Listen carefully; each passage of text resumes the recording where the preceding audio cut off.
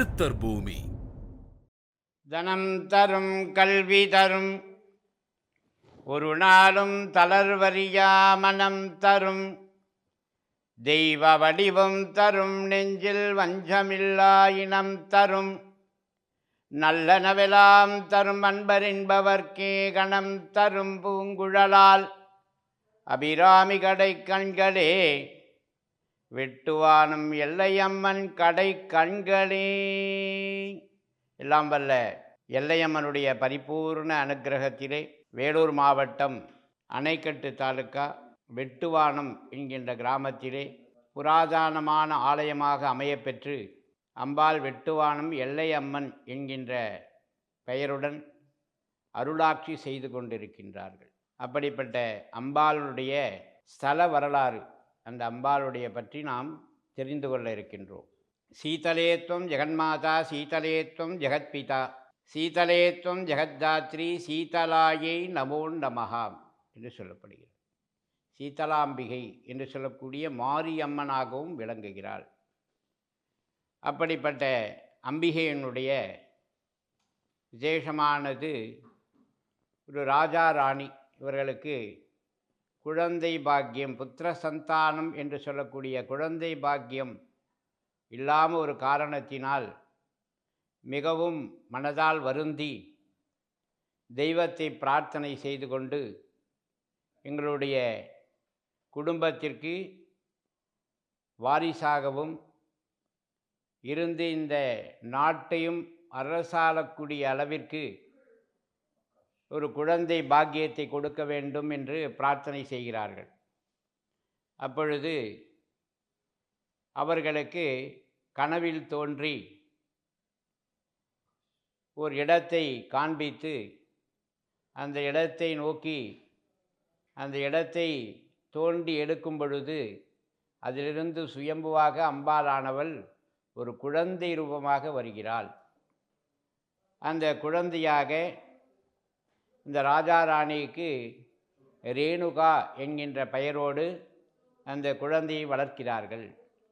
அந்த குழந்தையானது நல்ல முறையிலே வளர்ந்து அந்த குழந்தைக்கு தேவையான ஒரு அரசபையை ஆளக்கூடிய ஆளுமை திறமை இருக்க வேண்டி அவர்களுக்கு வில்வித்தை, பலவிதமான வித்தைகள் எல்லாம் தேர்ச்சி பெற்று நல்ல ஒரு வீராங்கனி என்கின்ற அளவிலே அவர்கள் இருக்கின்றார்கள். அப்பொழுது அவர்களுக்கு திருமண வயது வரும்பொழுது ராஜாவும் ராணியும் ரேணுகா என்கின்ற தன்னுடைய மகளுக்கு திருமணம் செய்ய ஏற்பாடு செய்கிறார்கள். செய்யும் பொழுது ரேணுகா என்கின்ற அவருடைய மகளானவள், எனக்கு திருமணம் செய்து கொள்ளக்கூடியவர்கள் என்னை விட அதிகமான ஆளுமையாக இருக்க வேண்டும், வீரத்தில் சிறந்தவராக இருக்க வேண்டும் என்று சொல்கிறார்கள். சரி, அப்படியாகட்டும் என்று அவருக்கு தேவையான ஏற்பாடுகளை செய்து சுயம்பரா திருமணம் என்கின்ற திருமணத்திற்கான ஏற்பாடுகள் செய்கிறார்கள். இருந்தாலும் வந்த அரசர்களிலே யாருமே அந்த ரேணுகாவை வெற்றி கொள்ள முடியவில்லை. உடனே என்ன செய்வது என்று யோசிக்கும் பொழுது திக்விஜயம் செய்கிறார்கள். ரேணுகா என்பவர்கள் அடுத்த நாட்டிற்கு திக்விஜயம் செய்வது, தன்னை விட வெற்றி பெறுபவர்களை திருமணம் செய்து கொள்ள வேண்டும் என்பதற்காக திக்விஜயமானது செய்கிறார்கள். செய்யும் பொழுது ஒரு நாட்டிற்கும் சென்று அந்த நாட்டிலே இருக்கக்கூடிய அரசர்கள் அனைவருமே இந்த ரேணுகாவை வெற்றி கொள்ள முடியாமல், யாருமே வெற்றி கொள்ள முடியவில்லை என்கின்ற அளவிற்கு இருக்கும் பொழுது, ஒரு நாள் படவேடு என்கின்ற இடத்திலே ஒரு பெரிய ஒரு ஆசிரமம் என்று சொல்லக்கூடிய அளவிலே ஜமதக்னி ரிஷி என்கின்ற ரிஷியானவர் அந்த இடத்திலே அமைதியான ஒரு சூழ்நிலையிலும் இயற்கையாக இருக்கக்கூடிய இடத்திலே தவமானது செய்து கொண்டிருக்கின்றார். ஏனென்றால் ஒரு நிசப்தமான ஒரு இடம் இருந்தால்தான் நாம் அந்த தபத்தை மேற்கொள்ள முடியும். ஆகையால் அந்த இடத்தை ஜவ்வாது மலை என்கின்ற மலையின் அடிவாரத்திலே அவர்கள் அந்த தபத்தையும் ஜபமும் செய்து கொண்டிருக்கின்றார்கள். அப்படியாக இருக்கும் பொழுது அந்த வழியாக வருகின்ற ரேணுகா நீண்ட நேரமாக காலம் கடந்த காலத்தினால் அந்த இடத்தில் இரவு தங்கக்கூடிய ஒரு சூழ்நிலை ஏற்படுகிறது. அப்படி ஏற்படும் பொழுது அந்த காலாட்படை, குதிரைப்படைகள் யானை படைகள் இது எல்லாமே சேர்ந்து அந்த காட்டை தும்சம் செய்கிறது. அப்பொழுது அந்த ஜமதக்னிஷனுடைய தபம் கலைகின்றது. கலைந்தவுடன் கோபம் அதிகமாகி சபித்து விடுகிறார். அப்பொழுது பார்த்தவுடன் ரேணுகா அவர்களுக்கு நம்ம மீறி ஒரு பெரிய ஒரு சக்தி இருக்கு இவர்கிட்ட, அதனால் இவர் தான் நம்ம திருமணம் செய்து கொள்ள வேண்டும் என்று அவரிடம் கேட்க, மானசீக முறையிலே திருமணம் நடக்கின்றது. திருமணம் நடந்து முடிந்தவுடன், மானசீகமாக முறை என்றால் அந்த ஜமதக்னி ரிஷி எப்படி இருக்கின்றாரோ அந்த ரிஷி தத்துவத்திற்கு மாறுகிறார்கள். ஒரு தவ வலிமையோடு அந்த காவி உடை அணைந்து அந்த சுவாமிகளுக்காகவே தன்னுடைய வாழ்க்கையை அர்ப்பணிக்கிறார்கள். அப்படி மானசீகமான முறையிலே 5 குழந்தைகள் அவர்களுக்கு இருக்கின்றது. அந்த 5வது குழந்தை பரசுராமன் என்கின்ற குழந்தையாக இருக்கிறார். அப்படி இருக்கும் பொழுது தினந்தோறும் தினசரி நித்தியபடி பூஜைக்காக மணலால் குடம் செய்து அந்த பூரணி ஆறு என்கின்ற ஆறிலிருந்து ஜலத்தை கொண்டு வந்து சிவபூஜை கொடுப்பது வழக்கம். அங்கே இருக்கக்கூடிய புஷ்பங்களும் அந்த தீர்த்தம் என்று சொல்லக்கூடிய ஜலத்தையும் கொண்டு வந்து அந்த ஜமதக்னி ரிஷியினுடைய சிவபூஜைக்கு கொடுப்பது வழக்கம். அப்படியாக ஒவ்வொரு நாளும் கொடுக்கும் பொழுது, ஒரு நாள் மேலே அந்த மணல் குடம் செய்யும் பொழுது மேலே கந்தர்வன் செல்கின்ற ஒரு நிகழ்ச்சி நடைபெறுகிறது. அந்த கந்தர்வனை அந்த தண்ணியில் பார்த்த உடனே மனசஞ்சலம் ஏற்படுகிறது. ஏன்னா ராஜகுமாரியாக வாழ்ந்தவர்கள், அவருடைய வாழ்க்கையில் ராஜகுமாரி அப்படின்னும் பொழுது எல்லா விதமான சுகபோகங்களோடு இருக்கக்கூடியவர்கள் இந்த தன்மையை மாறி வரும்பொழுது ஒரு மனசஞ்சலம் ஏற்படுகிறது. அந்த மனசஞ்சலத்தை அடைந்தவுடன் மனதை ஏதோ ஒரு காரணத்தினால் என்பதை அதை சரி செய்து கொண்டு உடனே தன்னுடைய அந்த குடத்தை திரும்பவும் முயற்சி செய்கிறார்கள். அந்த மணல் குடமானது எவ்வளவு செய்தாலும் உடைந்து விடுகிறது. அது அவர்களுக்கு ஏற்றாற் போல அந்த குடமானது அமைய மாட்டேங்கிறது. அப்படி இருக்கும் பொழுது என்ன செய்வது என்று யோசிப்பதற்குள் ஜமதக்னிஷனுடைய ஞான திருஷ்டியில் தோன்றி, உடனே இங்கே நடந்த நிகழ்ச்சியை தோன்றியதனால் தன்னுடைய மகன்களை அழைத்து, அதில் பரசுராமரை குறிப்பாக அழைத்து, உன்னுடைய தாயை சிரச்சேதனம் வெட்டிவிட்டு வா என்று சொல்கிறார். ஒரு தாயை வெட்டு அப்படின்னு சொன்ன உடனே தன்னுடைய மகனானவன் எவ்வளவு கஷ்டப்படுவான் என்பது. இருந்தாலும் தந்தை சொல் மிக்க மந்திரமில்லை என்கின்ற ஒரே வார்த்தையிலே தன்னுடைய தந்தை சொன்ன சொல்லிற்காக அங்கிருந்து புறப்படுகிறார். அப்படி புறப்பட்டு வரும்பொழுது தாயாக இருக்கக்கூடிய ரேணுகா பரமேஸ்வரி தன்னுடைய இடத்தை விட்டு நகர்ந்து ஒவ்வொரு இடமாக நகர்ந்து செல்கிறார்கள். அப்படி இருக்கும் பொழுது பரசுராமர் தன்னுடைய தாயை தேடி வரும் பொழுது மேலையுத்தூர் என்கின்ற கிராமத்திலே தஞ்சம் அடைந்து அந்த இடத்திலே ஒரு மறைவான ஒரு இடத்திலே இருக்கின்றார்கள். அதற்கு காரணம், தன் மகன் தன்னை வெட்டப் போகிறான் என்ற பயத்திற்காக இல்லை. தன்னை வெட்டினால் அவனுக்கு ஒரு பிரம்மஹத்தி தோஷம் ஏற்படுமே என்கின்ற காரணத்தினால்தான் அந்த இடத்தை விட்டு மறைமுகமாக இருக்கிறார்கள். இருந்தாலும் பரசுராமர் தேடி வந்து அந்த இடத்தில் இருக்கக்கூடிய தாயை வெட்டுவதற்காக செல்லும் பொழுது எல்லோரும் தடுத்து நிறுத்துகிறார்கள். வேண்டாம், இது சரியில்லை, இதை செய்யக்கூடாது, ஒரு தாயை வெட்டக்கூடாதுன்னு எவ்வளோ அறிவுரைகள் சொல்கிறார்கள். இருந்தாலும் அவருடைய தந்தை சொன்ன சொல் மட்டுமே அவர் மனதில் இருந்ததனால் உடனே அந்த இடத்தில் தடுத்து நிறுத்தியவர்களும் வெட்டிவிட்டு தன்னுடைய தாயும் தலையை வெட்டி விடுகிறார். சிறைச்சேதனம் அப்படின்னு சொல்லக்கூடியது. உடனே என்ன செய்வது என்பதை தெரியாமல் அனைவருமே அந்த இடத்துல இருந்து கீழே விழுந்துடுறாங்க. உடனே பரசுராமர் தன்னுடைய தந்தையை நோக்கி செல்கிறார். நீங்கள் சொன்ன பிரகாரம் நான் செய்துவிட்டேன், நீங்கள் சொன்ன பணியை, ஆணையை. ஏன்னா அந்த தந்தையான ஜமதக் ரிஷி ஆணையாக கொடுக்குறார், நீ செஞ்சு தான் ஆகணும்னு சொல்லிட்டு. ஆனால் நீங்கள் சொன்ன விஷயத்தை நான் செஞ்சிட்டேன், சரி என்ன வரம் வேண்டும் கேள், நான் தருகிறேன் என்றார். அப்போ ஒரு 3 வரம் தருவதாக வாக்கு கொடுக்குறார். யார்? ஜமதக் ரிஷியே கொடுக்குறார். பரசுராமர் கேட்கல. இருந்தாலும் 3 வரத்தையும் ஜமதக்னி ரிஷியே கொடுக்கிறேன் என்று சொன்ன உடனே சரி அப்படின்னு உடனே முதல் வரமாக என்னுடைய தாய் வேண்டும் என்று கேட்கிறார்.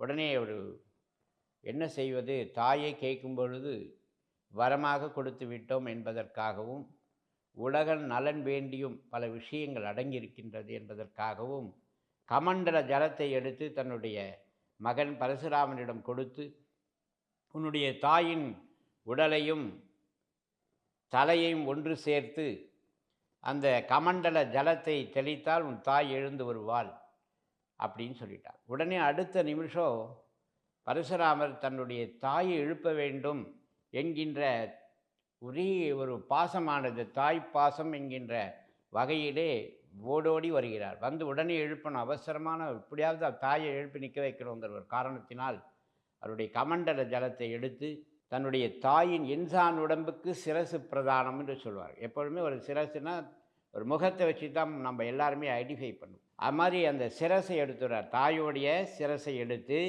வேறொரு உடலோடு இணைச்சி ஜலம் தெளிச்சு விடுறார். அடுத்த நிமிஷம் தாய் எழுந்து நிற்கிறாங்க. எழுந்து நின்ற உடனே தாயினுடைய சிரசு தான், தலை மட்டும் தாயுடையதாகவும் உடலானது வேறொரு உடலாக இருப்பதை கண்டு ரொம்ப மனசு கஷ்டப்பட்டு வேதனைப்படுகிறார். ஐயோ, நம்ம அவசரத்தில் இதை செஞ்சிட்டோமே, நம்ம செஞ்ச தவறு, வெட்டினது ஒரு தவறு, சேர்ப்பதிலும் சரியான முறையில் செய்யவில்லையே என்று மனம் வருந்துகிறார். அப்பொழுது பரசுராமர் தன்னுடைய தந்தையிடம் திரும்பவும் செல்கிறார். அடுத்த ஒரு வரம் கேட்கிறார். எனக்கு திரும்பவும் நீங்கள் என்னுடைய தாயை முழுமையாக சரியான முறையில் செய்வதற்கான பலனை கொடுக்க வேண்டும். அது முடியாத கதை, நடந்தது தான். உடல் மாறினதனால மாரியம்மன் என்கின்ற பெயரோடு விளங்குவாள் என்று சொல்கிறார். உடனே தந்தைகிட்ட இன்னொரு வரத்தை கேட்கிறார். தாயிற் சிறந்தொரு கோவிலும் இல்லை, என் தாயிற் சிறந்த கோவில் எல்லா இடத்திலையும் இருக்கணும், உலகம் முழுவதும் என் தாயை அனைவரும் வணங்க வேண்டும். அந்த அளவுக்கு ஒரு சக்தி வாய்ந்த அந்த தாய்க்கு அந்த வரத்தை கொடுக்க வேண்டும். எனக்காக அந்த வரத்தை கொடுக்கும் பொழுது தாயினுடைய பலன் அடைய வேண்டும். சரி, அப்படியே ஆகட்டும் என்று சொல்கிறார். உடனே பரசுராமர் தன் தாயை அந்த இடத்துக்கு திரும்ப வராரு. இருந்தாலும் மனசஞ்சலத்தினால், மனசிலால் ரொம்ப வேதனைப்பட்டு, இதற்கெல்லாம் ஒரு காரணம் யார் என்பதை தெரிந்து கொண்டு உடனே வேக வேகமாக அந்த கந்தர்வ வம்சத்தையே அழித்து விடுகிறார். கந்தர்வர் தானே மேலே போனாங்க, அதனால தானே இந்த சூழ்நிலை ஏற்பட்டது என்பதற்காக கந்தர்வர்கள் எல்லாம் அழிச்சுடுறார். கந்தர்வ அரசர்கள் அவர்கள்லாம் கந்தர்வர்கள். அதை தொடர்ந்து தன் தாய்க்கு நான் செய்த ஒரு மிகப்பெரிய ஒரு பாவம், ஆனால் என் தாயை மறுபடியும் நாம் சென்று பார்ப்பதற்கு என் மனம் இடம் கொடுக்கவில்லை. ஏன்னா அந்த அம்மாவை பார்க்கும்போது தான் செய்த குறைகள் மட்டுமே தெரிகிறது. அந்த அம்மாவை நம்ம பண்ணிட்டோமே அப்படிங்கிற ஒரு காரணத்தினால் விலகி செல்கிறார். தன் தாயிடமிருந்து விலகி சோட்டானிக்கரை பகவதி அம்மன் என்று சொல்லக்கூடிய அம்பாள் ஆலயத்திலே தபம் செய்கிறார். எதற்காக? செய்த பாவத்தை அந்த பாப விமோச்சனம் செய்வதற்காக தபம் செய்து தன்னுடைய உடலையும் உள்ளத்தையும் வருத்தி தபம் செய்தனால் 3 சக்திகளாக இக்ஷா கிரியா ஞானா என்ற 3 சக்திகளும் துர்கா லக்ஷ்மி சரஸ்வதி என்று சொல்லக்கூடிய அளவிலே அந்த இடத்திலே துர்க்கையாக விளங்கக்கூடிய ராஜராஜேஸ்வரியாக லலிதாம்பிகையாக அந்த இடத்திலே அவர்களுக்கு மும்மூர்த்தியாக ராஜராஜேஸ்வரி, அதை தொடர்ந்து இருக்கக்கூடிய லக்ஷ்மி சரஸ்வதி முப்பெரும் தேவிகளாக அவர்களுக்கு அந்த பரசுராமருக்கு பாப விமோச்சனத்தை, பிரம்மஹர்த்தி தோஷத்தை நீக்கி அவருக்கு அருள் செய்கிறார். அப்போ அருள் செய்தவுடன், எப்பொழுதுமே நம்ம ஒரு பூஜை பண்ணுறோம், தபம் பண்ணுறோம்னா தெய்வத்தினுடைய அனுகிரகம் ஒரு வரமாக கொடுப்பாங்களாம். ஏதாவது ஒன்று நம்ம கொடுக்கணும்னு சொல்லிட்டு, அப்படி அந்த பரசுராமர்கிட்ட அந்த முப்பெரும் தேவியாக இருக்கக்கூடிய லக்ஷ்மி சரஸ்வதி, முக்கியமான தெய்வமாக இருக்கக்கூடிய அம்பாள், அந்த அம்பாளான ராஜராஜேஸ்வரியாகவும் அந்த இடத்திலே அம்பாளானவள் 3 பேரும் சேர்ந்து அந்த பரசுராமர்கிட்ட ஏதாவது வரம் கேள்ப்பா, நாங்கள் தரோம்னு சொல்கிறோம். என்னை நோக்கி தவம் இருந்ததனால் உனக்கு ஒரு பலன் தர வேண்டும் என்பதற்கு. உடனே அந்த பரசுராமர் சொல்கிறார், என்னுடைய தாயை நான் மறுபடியும் பார்க்க முடியவில்லை, என் மனம் வருந்துகிறது. ஆகையால் நீங்கள் 3 சக்திகளும் ஒன்று சேர்ந்து என் தாயுடனே இருக்க வேண்டும் அப்படின்னு ஒரு வரத்தை கேட்குறார். அப்போ தான் சரி அப்படியே ஆகட்டும்னு சொல்கிறார். அந்த 3 சக்திகளாக இருக்கக்கூடிய அந்த லக்ஷ்மி, சரஸ்வதி, ராஜராஜேஸ்வரியாக விளங்கக்கூடிய முப்பெரும் தேவியரும் அந்த அம்பாளிடத்திலே, அந்த ஆலயத்திலே மானசீக முறையிலே மானசீகமாக அங்கே இருந்து வருகின்ற பக்தர்களுக்கு பலன் தந்து கொண்டிருக்கின்றார். அப்படி இருக்கும் பொழுது பரசுராமர் தன்னுடைய தாயாரை வெட்டப்பட்ட இடம் வெட்டுவானம் என்கின்ற பெயர் மருவி மேலைவித்தூர் என்கின்ற கிராமம் வெட்டுவானம் என்கின்ற பெயரோடு விளங்குகிறது. அம்பாளானவள் அந்த வெட்டுவானம் எல்லை அம்மன் என்கின்ற பெயராக, ரேணுகா பரமேஸ்வரனுடைய பெயர் எல்லை அம்மன் என்கின்ற பெயராக மாறியது. இயற்பெயரானது ரேணுகா பரமேஸ்வரி. எல்லையை காக்கக்கூடிய சக்தியாக எல்லை அம்மன் என்கின்ற பெயரோடு விளங்குகிறாள். மகிஷாசுர மர்தினி என்று சொல்லக்கூடிய அம்பாள் மகிஷனை சம்மாரம் செய்யும் பொழுது அந்த 8 திக்கிலும் ஒவ்வொரு தேவதைகளை பிரதிஷ்டை செய்கிறார்கள். ஒவ்வொரு தேவதையும் ஒவ்வொரு இடத்துல பிரதிஷ்டை செய்து பூஜை செய்து அந்த எல்லையை ஒரு கட்டுக்குள் கொண்டு வருகிறார்கள், இந்த அசுரனை சம்மாரம் பண்ணும். அப்படி இருக்கும் பொழுது அந்த இடத்திலே எல்லையை காக்கக்கூடிய சக்தி அந்த ரேணுகா பரமேஸ்வரி என்கின்ற அம்பிகையிடம் கொடுக்கிறார்கள். இப்படியாக அம்பாளுடைய விசேஷமான ஒரு ஆலயம் வெட்டுவானம் என்கின்றது. ஸ்தலவிருட்சம் என்கின்ற வேப்ப மரம் பல 100 ஆண்டு காலமானதினால் கசப்பு தன்மை இழந்து அது சிவசக்தி ஸ்வரூபமாக ஒரு சிவபெருமானுடைய வில்வத்தடையும் அம்பாளுடைய விசேஷ பத்திரமாக விளங்கக்கூடிய வேப்ப இலை அதையும் ஒன்று சேர்ந்து சாப்பிட்டால் என்ன உணர்வு இருக்குமோ அவ்வுணர்வானது அந்த ஸ்தல விருட்ச மரத்திலே இருக்கக்கூடியது. ஆகையால் அந்த ஸ்தல விருட்சம்ங்கிறது ரொம்ப விசேஷமான ஒரு வேப்ப மரம். அந்த இடத்துல குழந்தை பாக்கியம் வேண்டி தொட்டில் கட்டுவார்கள். திருமணம் வேண்டி மாங்கல்ய கயிறு, மஞ்சளிலே மாங்கல்ய கயிறை கட்டி அந்த ஸ்தலவிருட்சத்தில் கட்டுவார்கள். அப்படியாக குழந்தை பாக்கியம், திருமண பாக்கியங்கள்லாம் அம்பாளிடம் வேண்டி அந்த ஸ்தலவிருட்சத்திலே கட்டும் பொழுது அவருடைய பலன் பரிபூரணமாக கிடைக்கிறது. அதோடு இங்கே அம்மை போட்டவர்கள் நிறைய தங்குவாங்க. இப்போ அந்த அம்மை போட்டவங்கள்லாம் வெளியில் தங்குவாங்க.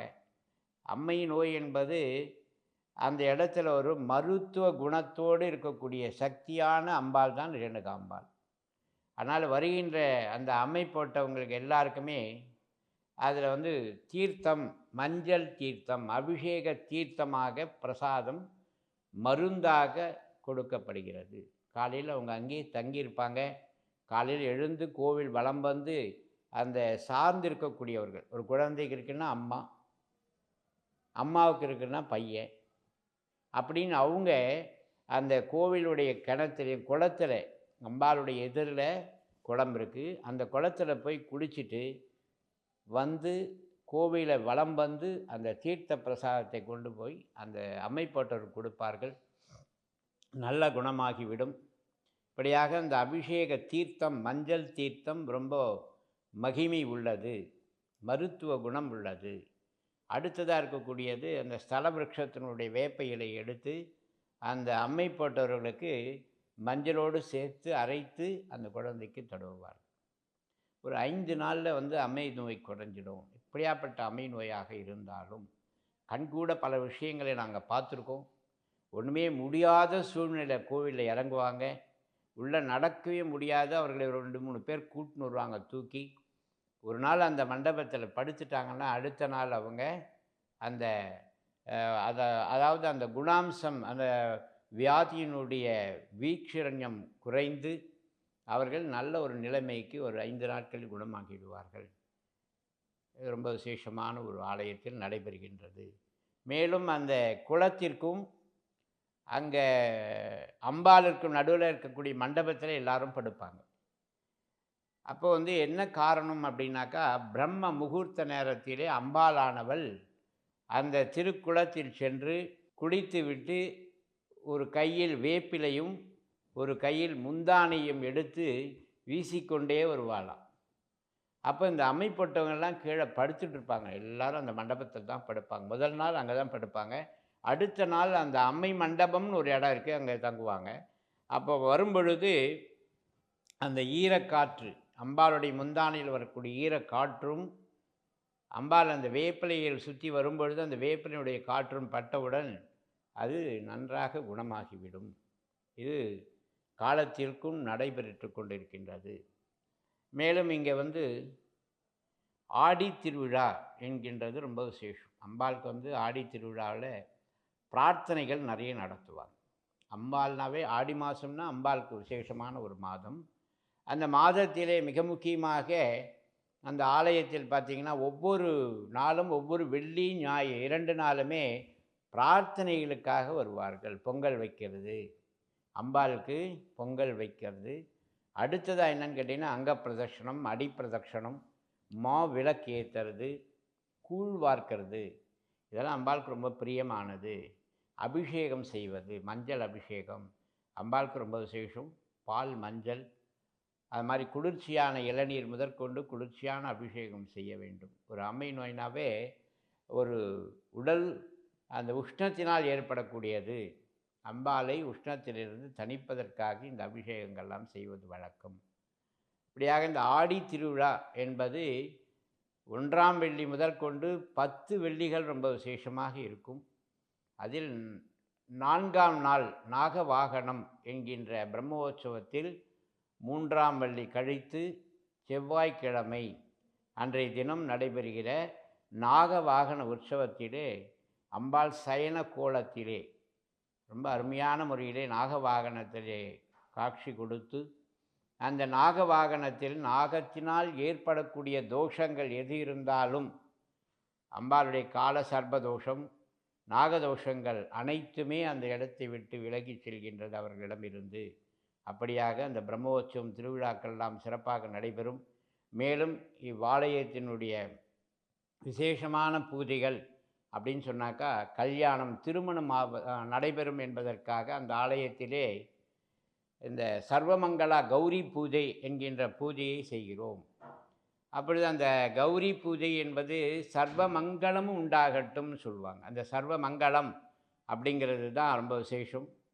அந்த சர்வமங்களா கௌரி பூஜை என்பது இவ்வாலயத்தில் ஒவ்வொரு செவ்வாய்க்கிழமையிலும் காலை 9 மணிக்கு மேல் அந்த இடத்திலே அந்த கல்யாணம் என்கின்ற ஏதோ ஒரு காரணம், ஜாதகத்தில் ஏதோ ஒரு காரணத்தினால் அவர்கள் காலதாமதம், திருமணம் காலதாமதம் நடைபெறாமல் அவர்களுக்கு நினைத்த இடத்தில் நினைத்தபடியே அவர்கள் திருமணம் செய்வதற்காக ஆலயத்தில் சர்வமங்களா கௌரி பூஜை என்று சொல்லக்கூடிய சுயம்பரா பார்வதி பூஜை பெண்களுக்காகவும் ஆண்களுக்கு கந்தர்வராஜன் பூஜையாகவும் அங்கே சிறப்பாக நடைபெறுகிறது.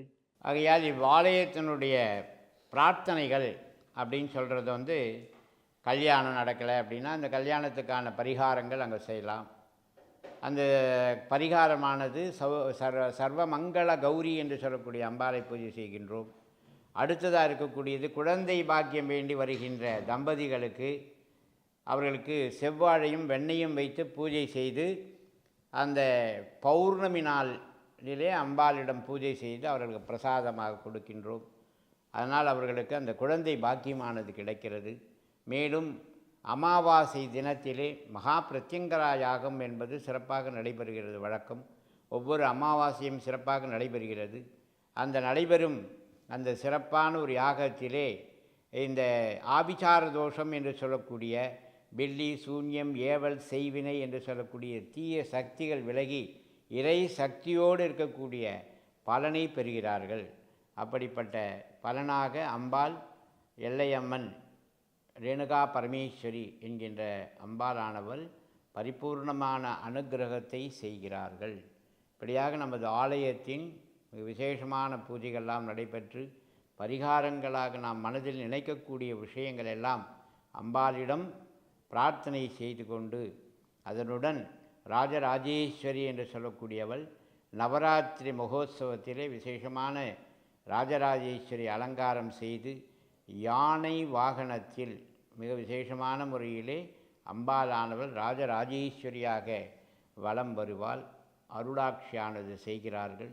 இங்கே சோடச மகாலட்சுமி, லக்ஷ்மி சம்பந்தப்பட்ட விஷயமாக சோடச மகாலட்சுமி என்று சொல்லக்கூடிய 16 செல்வங்கள், ஒரு குடும்பம் என்றால் 16 செல்வங்கள் தேவை.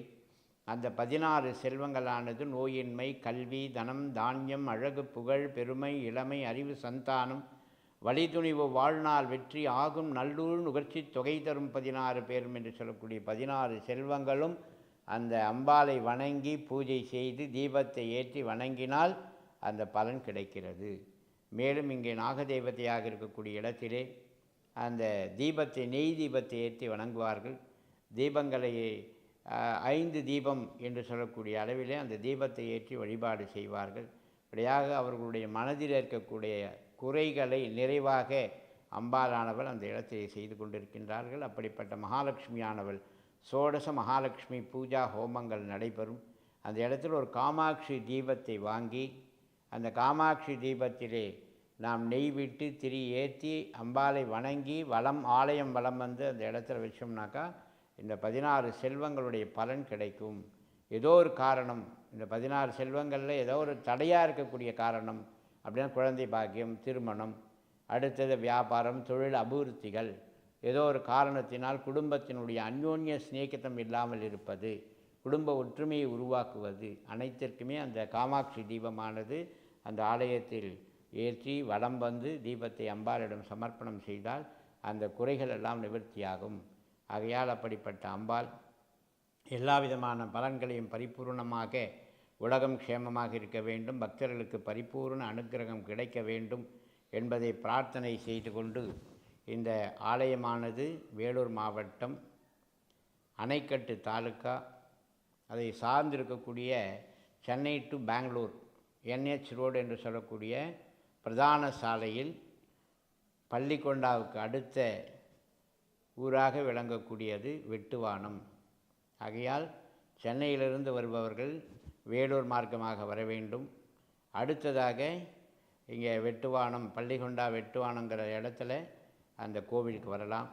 பெங்களூர்லேருந்து வரவங்க அவங்களுக்கும் இங்கே வந்து வர்றதுக்கான சௌகரியங்கள் பள்ளிக்கொண்டா வந்து வரலாம். வெட்டுவானமே வந்து இறங்கி நேராக பஸ் மார்க்க எல்லா வசதிகளும் இருக்குது. அதனால் ஆலயத்தை வணங்குவதனால் எல்லா விதமான பலன்களும் கிடைக்கின்றது என்பதை அன்போடு தெரிவித்து கொண்டு, மேலும் இந்த பெங்களூரில் இருக்கிறவங்க எல்லாருக்குமே ராஜராஜேஸ்வரி என்கின்ற நமது அம்பிகாக ரேணுகா பரமேஸ்வரி குலதெய்வமாக விளங்குகிறார்கள். அப்படிப்பட்ட குலதெய்வத்தை வணங்கி பூஜை செய்கிறார்கள், பலனையும் பெறுகிறார்கள் என்பதை அன்போடு தெரிவித்து கொண்டு, இதுவரை உங்களுடன் பேசிய சிவாச்சாரியார் TS சந்திரசேகர சிவாச்சாரியார் ஆலயத்தினுடைய தலைமை அர்ச்சகராக இருக்கின்றேன். ஆகையால் நான் இந்த ஆலயத்தை 40 வருட காலமாக பூஜை செய்து அம்பாளுடைய அருளை அனைவரும் பரிபூர்ணமாக பெற்றிருக்கின்றார்கள் என்பதை அனுபவபூர்வமாக உங்களுக்கு தெரிவித்துக் கொள்கிறேன் என்பதை அன்போடு தெரிவித்துக் கொள்கின்றேன். சீதலே த்வம் ஜெகன்மாதா, சீதலே த்வம் ஜெகத்பிதா, சீதலே த்வம் ஜெகத்தாத்ரி, சீதலாயை நமோ நமः. ஓம் ஐம் க்ரீம் ஸ்ரீம் ஸ்ரீ எல்லை அம்பிகா தேவ்யை நமோ நமः. சித்தர் பூமி.